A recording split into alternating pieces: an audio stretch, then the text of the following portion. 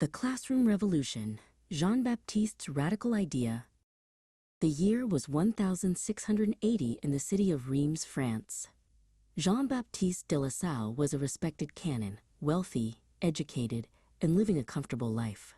Yet, a restlessness settled in his heart as he looked out his window at the bustling streets. Most children in France had no hope of a good education. If they did go to school, lessons were taught in Latin, a language they didn't speak, and the teachers were often untrained and overworked. It was a cycle of confusion and poverty. One day, Jean-Baptiste met a struggling young schoolmaster named Antoine. "I want to teach them to read and write," Antoine confessed, "but I have no tools, and no one teaches me how to teach." This meeting was a turning point. Jean-Baptiste realized that to fix the schools, he had to first elevate the teachers. He invited Antoine and his fellow schoolmasters to live with him, beginning a revolutionary community.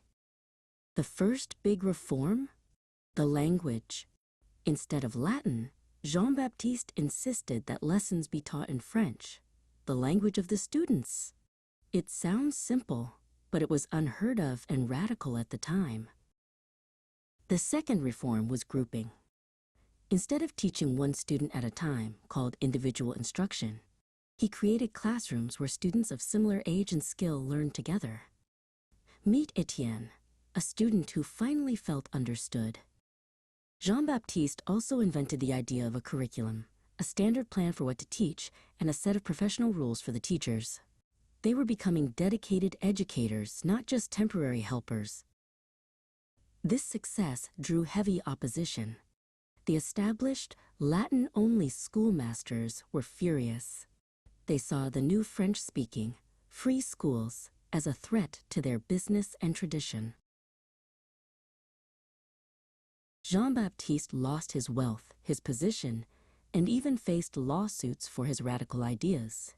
But the teachers he trained, who became known as the Brothers of the Christian Schools, never gave up.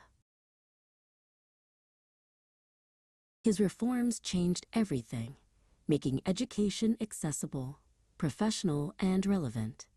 Jean-Baptiste de La Salle proved that the greatest change starts not with money or power, but with a deep commitment to treating everyone with dignity.